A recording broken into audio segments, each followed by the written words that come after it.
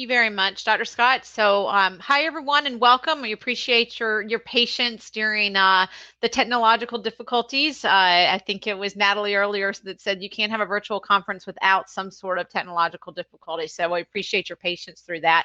Welcome to the first session of the afternoon hour. So I hope you are all able to grab a quick bite to eat and enjoying a great session today.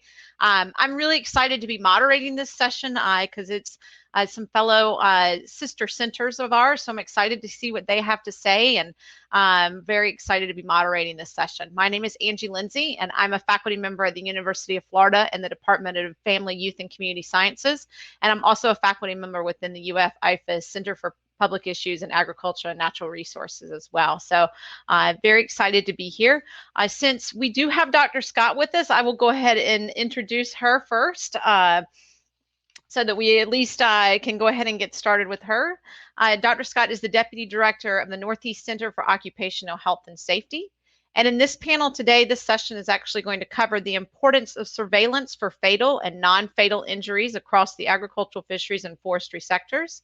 NIOSH Center Agricultural, Fishery, and Forestry leaders will share relevant research about injury prevention, research from their respective regions, and how immigration status and primary language can impact outcomes. Some key takeaways to think about today as we get through the session today. Oh, there's Risto. Hello. Glad you could join us. The key takeaways today are the agricultural, fisheries, and forestry injury data understanding, along with work using existing data sets and news sources. Also, the impact of underreporting for non-fatal injuries due to lack of national surveillance and regional efforts to improve. Lastly, the research with community partners characterize Latino immigrant forestry injury and outcome experiences. So also, since Dr. Rautin, I'm so sorry, I've been practicing this too, Dr. Rautiainen.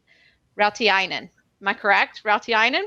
Awesome. Okay, thank you. I apologize. I have been practicing it. Natalie can vouch for me. So Dr. Risto Rautiainen is the director of the Central States Center for Agriculture, Health and Safety. And then lastly, Dr. Marcy Harrington, which hasn't been able to join us quite yet, is with the Pacific Northwest Agriculture Safety and Health Center manager as well. So hopefully she'll be able to join us shortly. So as we have done in other sessions, we will have each one of our presenters today present. The order in which we'll go on is Dr. Scott, Dr. Rautiainen, and then lastly, Dr. Harrington. And then as we've done in others, if you will utilize the chat for any questions, and then once they're done, we'll be able to answer some of those questions and have a discussion. So again, want to thank y'all very much for being with us today. And Dr. Scott, I will turn it over to you. Very good. Thanks, Angie, and thanks for everyone for having us. I'm going to just get a screen share going here. And hopefully we'll get Marcy joining us soon. So I plan to bring the perspective about underreporting. In particular, in this case, actually, we'll talk a little bit about fatality underreporting and reasons why that's important. So this talk is based off of a recently published paper that Brian Weichelt and our co-authors have worked on. And there we go. That said paper. So I do want to recognize everybody that has contributed to this. And it was really an exploration of the Bureau of Labor Statistics Census for Fatal Occupational Injury. And while many of us recognize that that's a great source of fatal occupational injury data for all industries, including agriculture, forestry, and commercial fishing, there is underreporting issues there that are special, especially to agriculture, and we'll explore that a little bit more. So just in recognition of all the coworkers, I know Dr. Weichelt couldn't be here today. So thankfully I was lucky enough to join you guys as well. So just recognizing the whole team of 10 of us, including Risto. So many of you are likely familiar with CFOI, or the Census for Fatal Occupational Injury. So it is truly what, in the term of census, trying to capture every death that's happening on the job or someone that's performing work. The special piece about production agriculture, so we think about the farm and the agricultural setting, that it's very unique, obviously, in that it's not just a workplace, but often also a household and a place of residence, and sometimes also a place that agritourism is happening, so you have visitors on the farm that may not be workers or family members. So that designation is quite special, I think, in terms of many occupations. And when we think about the exposure to folks to those worksite hazards, that really does push against the boundaries of what CFOI may capture. And one additional factor is that often farmers are employed as in a primary occupation that is other than agriculture. Sometimes that's a benefit to get worker benefits such as health insurance, et cetera, or sometimes through a spouse, but they're often working and doing two jobs. And we do recognize that some fatalities that are occurring on farms and ranches are excluded from the CFOI count or not included in the CFOI definition. So that's what we'll discuss a bit more. So essentially, we know that, there's the needle in the haystack, that CFOI alone may not tell the full story of lives lost due to agricultural activities. So the paper was broken up into 3 issue points. So I'll just work through each of those rather briefly. But the first question is, so who is working and does it matter? So when we think about agricultural injury, we do have this odd occupational, non-occupational designation. So in particular with children working on the farm or being on the farm environment or in the farm environment and not working, 2 examples here that we've pulled. So a 2-year-old female fatally struck by a skid steer by, I'm assuming it was a sibling, 12-year-old that was operating the skid steer and doing hay work. And they didn't expect the 2-year-old to be in the work area. And so either a blind spot or, of course, when you're in a skid steer, it's very difficult to see. And that 2-year-old was struck. I think speaks a bit to the importance of safe play areas, but that is just one of, unfortunately, many, many instances of cases we've had like that. The other, a 7-year-old and a 5-year-old, so one fatally injured, one non-fatally injured, that were actually playing on the farm in a trailer, came into contact with faulty electrical wires and were electrocuted. I think all of us can imagine many precarious situations on a farm where that may happen. So the second issue that we want to think about a little bit too is the blurring boundaries of an agricultural workplace.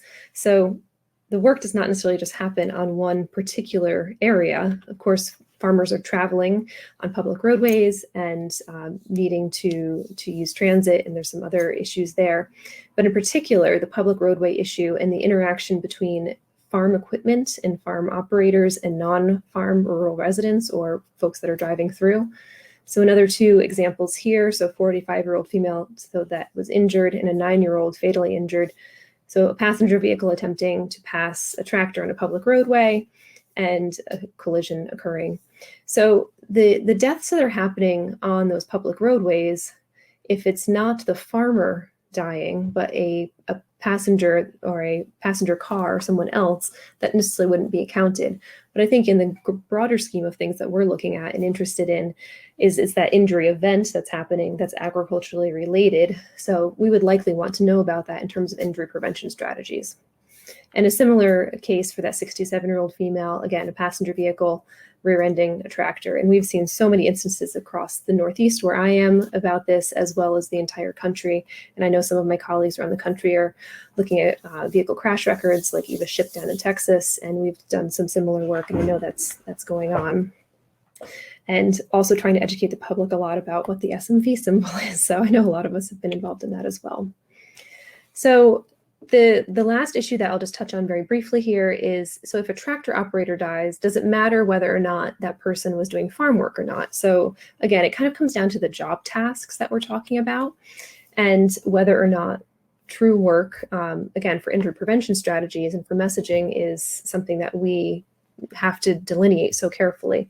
So in this case, a 60-year-old male fatally injured while he was on a public roadway, but not actively working. And the same thing for the 74-year-old highlighted on the right, struck by a vehicle. So again, many of those roadway incidents, and as many of us that are working or living in rural areas, the delineation between a hobby farm and a farm, like how are we classifying that and how would it be captured in these data? So I just want to touch very, very briefly on that the topic that we're talking about overall today, whether it's for non-fatal surveillance or fatal surveillance, was highlighted in a AJPH special supplement just this past year about when dying really counts. And I would encourage folks that are interested in this topic to read through that supplement because they really talk about all of the things we're discussing today, missing variables, the importance of the fact if race and ethnicity is not included in those data, and how, again, that perpetuates this underreporting, and talks about a little bit about the unique other public health resources that aren't always thought about. So funeral directors, coroners, etc. So just a little plug for that piece. I think Risto and Marcy will likely talk a bit more about some of the alternative sources for surveillance data, and we can certainly chat more about that in our discussion time if folks are interested. But just kind of a small listing of places that we're digging for ag, forestry, and fishing, traumatic injury. And there also is a work group among the centers that are digging into this along with the help of our NIOSH colleagues to better understand where can we be going for these data, or what new systems do we need. So with that, I will wrap up and I think hand it over to potentially Risto, because I don't see Marcy yet, although I will let Angie direct the what's happening next. Thank you so much, Dr. Scott. Yes, Risto, if you are ready, you can share your screen and go ahead and get started. So with our surveillance system in Omaha at the Central States Center for Agricultural Safety and Health, we have done 3 types of surveillance activities. One is doing big surveys in a 7-state area. One is collecting press clippings that were partly some presented in Dr. Scott's presentation earlier. And then we also have tried to get into some of the same things that Dr. Scott is doing in New York. And we have had great difficulty in getting access to existing data due to many reasons, including in the past COVID time, the public health department just being too busy to do anything else than COVID. And otherwise, the information systems to get existing information from big data sets, it seems like there's many types of complications with having access, getting to analyze these data sources. So we have done surveys 5 years first with USDA, National Ag Statistics Service. Well, they had a stumbling block for us also. So then we started doing it ourselves. And we have done now 2 big rounds in 2018 and 2020. And from the 2020 data, I would like to see if we can discuss how these kinds of data can be used for answering some questions that have been difficult to answer from any other data sources. One is being, what is the injury rate for self-employed farmers? BLS gives us injury rate for hired workers, but they don't know about the farmers. And the farmers still are about 2/3 of the workforce, maybe more. So we're missing a big part there. Excuse me. And the other thing is difficult to answer is how much do the injuries cost? And so we have been trying to get some answers to that also from the data that we have. So yeah, so we cover 7-state area. We have we're using a survey form that looks like this. So we have sent about 16,800 in 2018 and 17,300 in 2020. So over 30,000 forms to farms in the 7-state area. We have been getting about between 15 and 20% response rates. The average response rate for the 2 years has been 15.9%. And so there's always the question of what's the impact? What are the biases coming from lower response rates? Well, that's sort of interesting.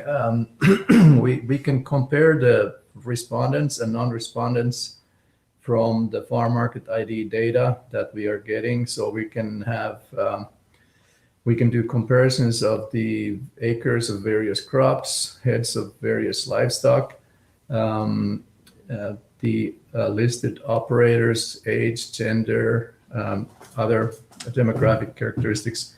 And it turns out that the respondents and non-respondents don't differ very much. We also had Dr. Cheryl Bessler do a very sophisticated analysis of what types of potential biases there could be, and it is sort of surprisingly little differences that we can find between respondents and non-respondents. There is still no guarantee that we don't have a little bit of self-selection based on if people have had an injury, because I think people who have had injuries, they may be more interested in responding. The age distribution is about the same as it is in USDA Ag Census, average age 58. We asked information for 3 operators, primary, secondary, or second and third operator. 2/3 are primary operators, 24% second, and 7% third operators.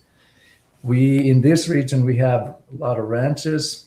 So 12% say that they are operating a ranch, and 11% say that they have both farming and ranching operation. And maybe I can check with Samantha. Are you getting my email with the PowerPoint? I'm sharing the screen. Do you not see it up on the top? No, yeah, I was looking at my own. So Oh yeah, I got you. Okay. Next slide. Okay, yeah, next slide. Okay, great. Yeah, you're right where I am. Good. Okay, so now the first question, injury rate. So this is what we got. Injured persons, 792. So if you calculate the injury proportion, so what proportion of people did report at least one injury? 10.2%, which is high.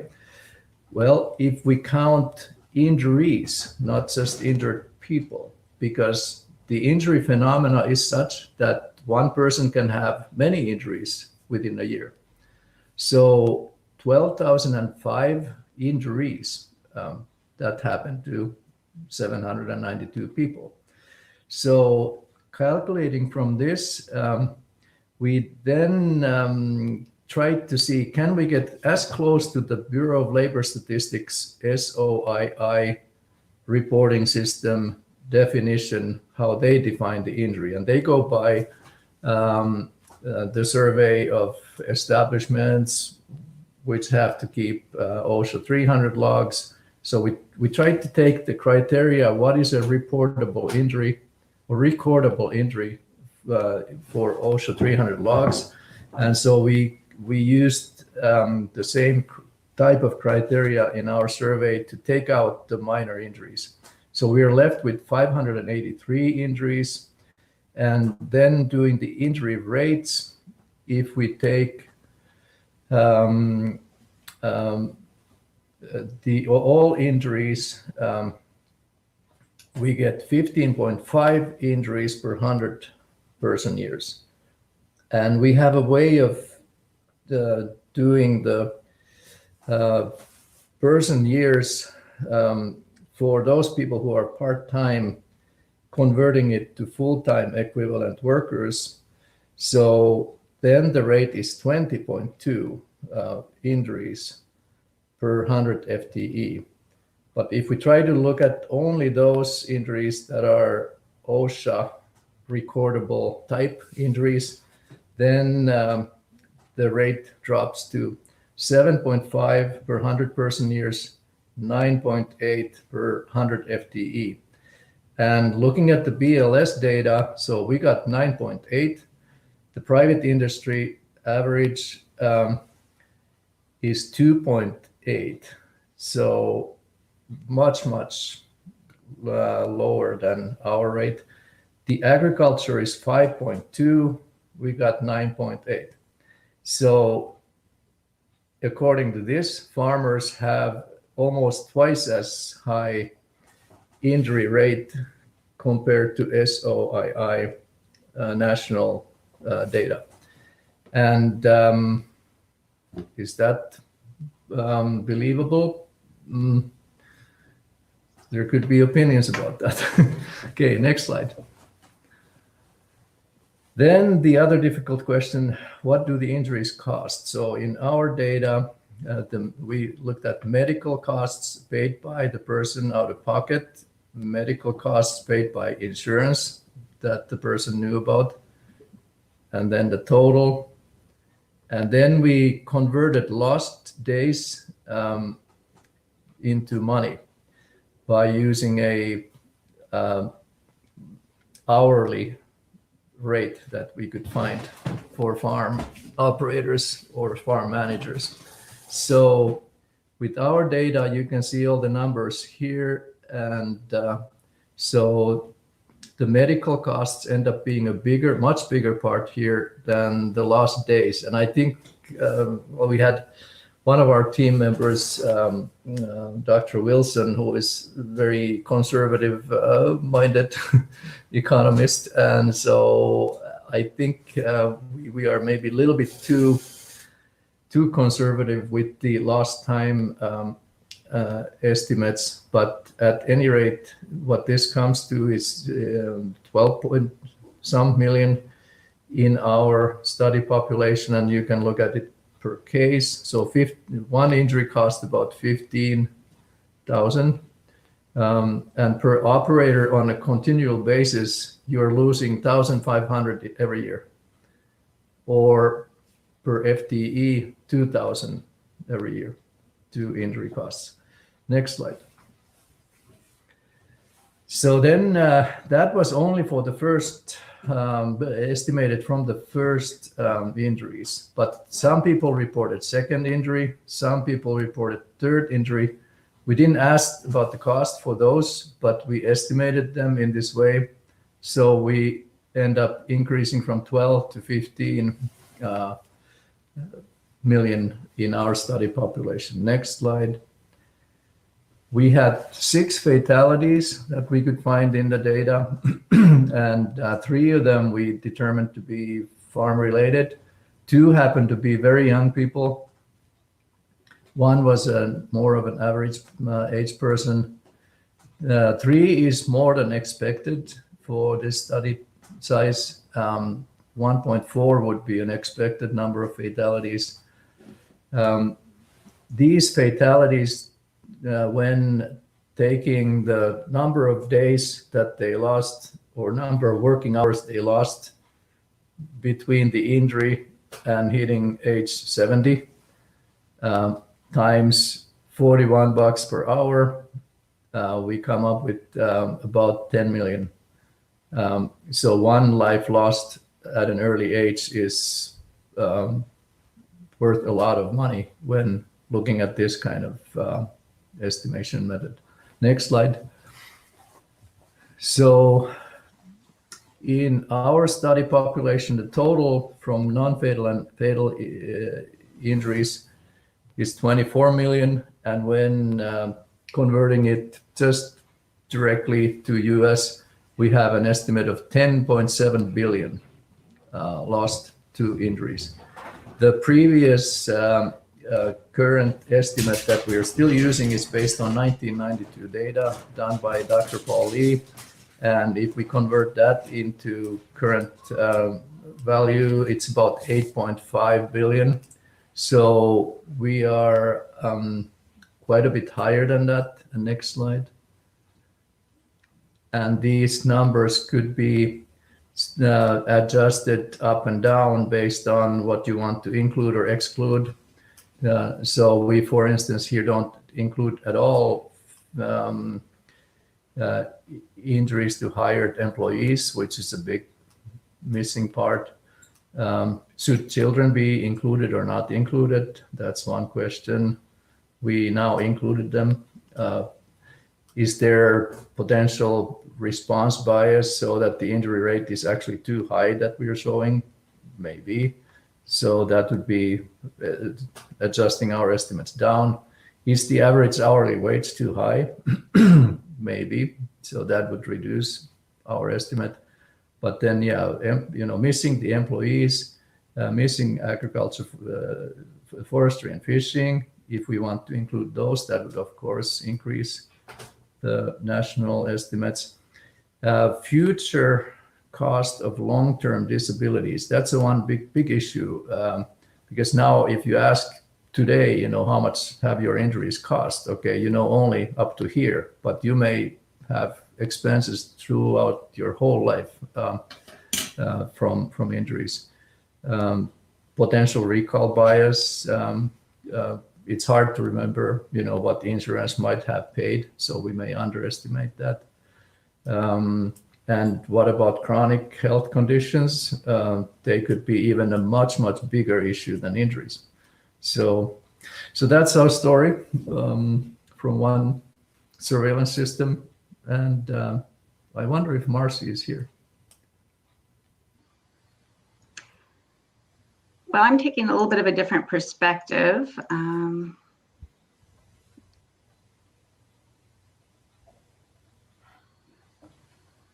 Let me see.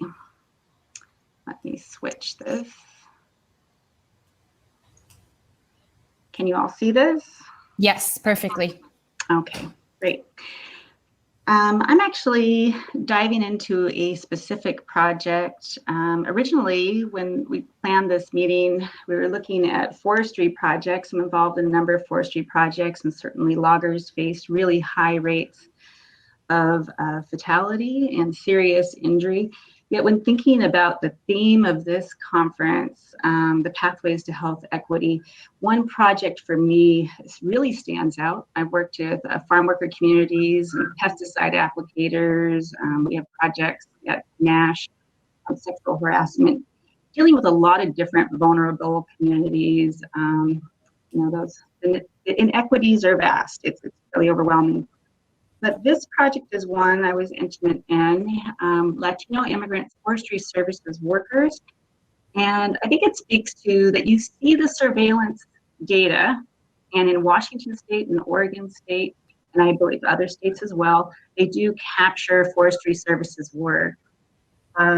Yet it doesn't really paint the picture of what those root causes are. You can look at the specific injuries, you can say, well, maybe the rate isn't as as profound as what loggers experience or other groups. And yet, when you think about really vulnerable workforces, the underreporting is high.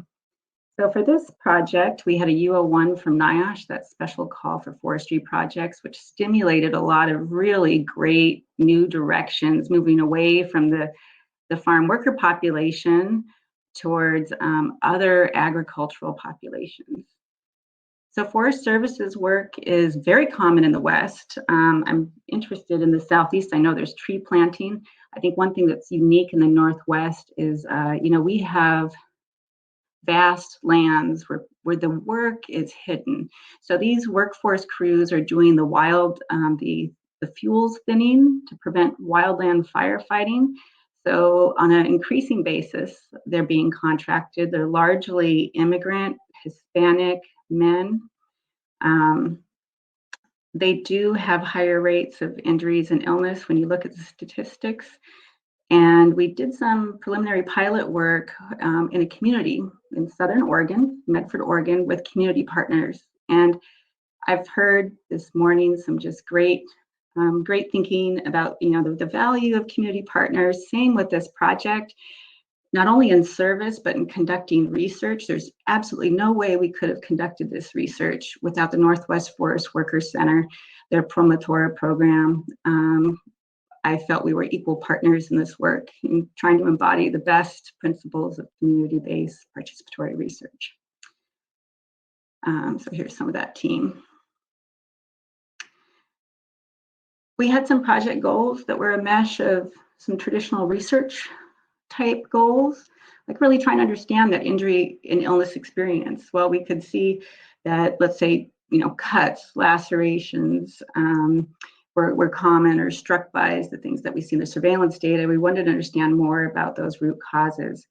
The community team really had an interest in around reporting to supervisors and those longer term outcomes, very concerned from their own community-based outreach about retaliation and whether workers felt empowered enough, had that agency to make change in their own workplace. And then we had a goal to, of course, develop some materials and resources to give back to the community. This is, so we designed a study approach that was largely around the worker interviews, yet we did start in phase 1 with trying to understand the context of the industry, really understand the tasks by visiting 4 sites, speaking with the owner, a field supervisor, and then going out in the field with them.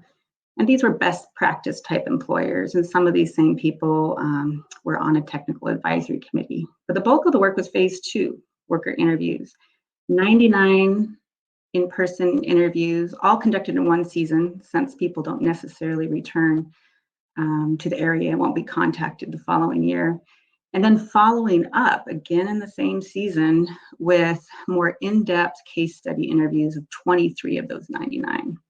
And then in subsequent years, we worked more on the developing of the training materials.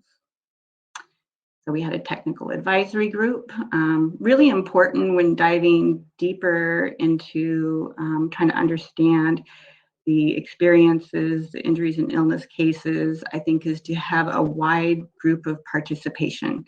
So we had our state OSHA, we had local employers, those best practice kind of champion in an employer sector, but that was separate than our worker advisory, which we called the expert working group. Okay, so I'm going to not dive into the employer and supervisor phase 1 too much, but here were some general recommendations that came out of that engagement, as well as our personal learning as a team in the tasks. I think in terms of the recommendations and implementation, the employer supervisor interviews were essential. And yet there was a real difference between what we learned from employers versus from workers. The worker interviews were recruited through a snowball type sampling or more census style in the Medford community, and you would find this with other forestry workers, maybe where you work. Forestry workers are put up temporarily in hubs. Each state has hundreds of small contractors that are hiring these crews, recruiting them in, sometimes legally through H-2B visas, sometimes illegally. Our promoters were amazing in going door to door at motel doors, laundromats, grocery stores to recruit in a season these 99 workers. And here's a profile of our participants. Average age of 30, so young, healthy, hardworking. All are Spanish speakers. Our goal was to recruit Latino workers, but I would say generally this industry, the workforce is Latino in the Northwest. It would be different in other areas of the US. But I think across the West Coast, you'd find this the case. We had at least 15 different companies represented in the sample among the 99. And there's probably in the Medford area, some maybe 40 companies that are in the area. So we thought that was a pretty good representation of different types of employers, not just the type of employers we could recruit to talk to us, right? So workers had been with their current employer for about 3.3 years and had been working in forestry for 9 years. It's largely from Mexico, and consider that when they came in, they had no experience in the woods, chainsaws, the work that they were doing. So this is so in our recruitment, we were looking for people that had experienced an injury with 1 day time loss in the previous 2 years. That was our eligibility criteria, as well as we were recruiting people that either tried to make had tried to make change in their workplace safety conditions. So 51 of those 91 had fallen in the category of that they had had an injury with at least 1 day time loss. And for this population, 1 day time loss, they don't take that lightly. So here's an overview of not only the the hazards, the experience that they had, but also some of that root cause, trying to dive into these interviews. We did a qualitative analysis and tried to understand more about what was the cause of these. Working too close together was certainly a major issue.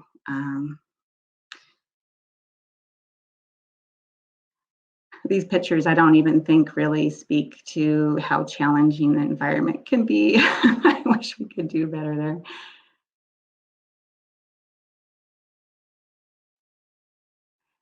There were some very tangible, I think, prevention opportunities found in this too, which led to our training resources.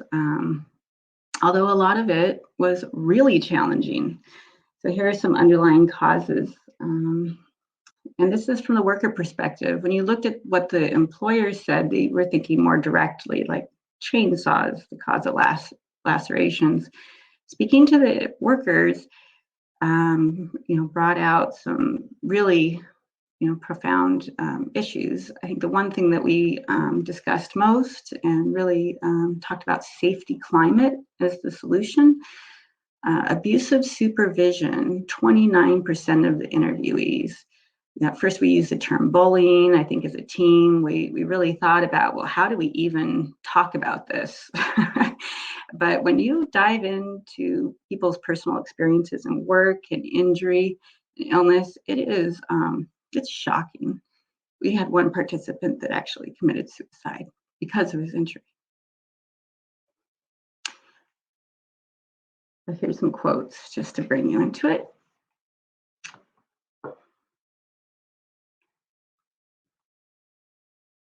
One of the things we found that was effective in terms of a solution for workers on the job was collective action. That really, when there was no one paying attention, really responding to the requests, and people did request for changes about half the time, they did receive some action and positive response half the time, really felt powerless or that they put their jobs in danger. The other thing we were able to look at are outcomes. So we divided these outcomes into the system was functional or that there were system failures. So when you think about underreporting, well, this project wasn't able to determine, what level of underreporting is there, and how does it compare to underreporting we see with other workforces. I think we did find some very specific things for this community and workforce, and I wouldn't be surprised if there's other, highly vulnerable, undocumented workforces that experience the same thing. The employers would often take them to receive medical treatment, not necessarily applying for workers' compensation, though. Or sometimes they'd be dropped off at the end of the day for medical care, but then they might lose their job later when they aren't able to return to work. We also learned some interesting things about translation, that sometimes supervisors insisted on being the translator, and that seemed to be associated with a poor outcome versus if they had had an independent translator. So not having the supervisor in the room with medical treatment is better practice. And actually changed, it had an impact in Oregon State. So yeah, we're really looking for the next steps. We continue our partnership. We have a publication. I think this is just an example of the vulnerability of some of our workforces, and I hope this is motivational to look at the surveillance data, look at it carefully, but also find those opportunities and those partners where you can dive in deeper. So we have some training materials on our website. So I can't go into it, but I hope you visit our website. We have some personal narrative storytelling too with some of our participants to kind of bring people in to their world. Thank you. Thank you, Marcy, and I'm so glad you could join us. Thank you. And due to some of our technological issues, we actually don't have any time left over for questions. However, I do encourage, I know, it's okay. No, that was fantastic. Thank you, Marcy. But I do want to encourage everyone, if you scroll down past the screens with our pictures, you will see some more information as well as some links to some publications from each one of our speakers. And so we'll provide you some more information and also some ways in which to get in touch with our presenters also. The session 4, which is the poster presentation, will begin at 1:05. So you have about 5 minutes to switch over. And then in between, again, if you want to use the networking there to the left, you're welcome to do so. So thank y'all very much. Thank you, speakers. This is great information. We appreciate y'all being with us and being patient through the technological difficulties. So thank y'all all very much. Thank you. Thank you, Angie. Have a good Thanks, guys. meeting.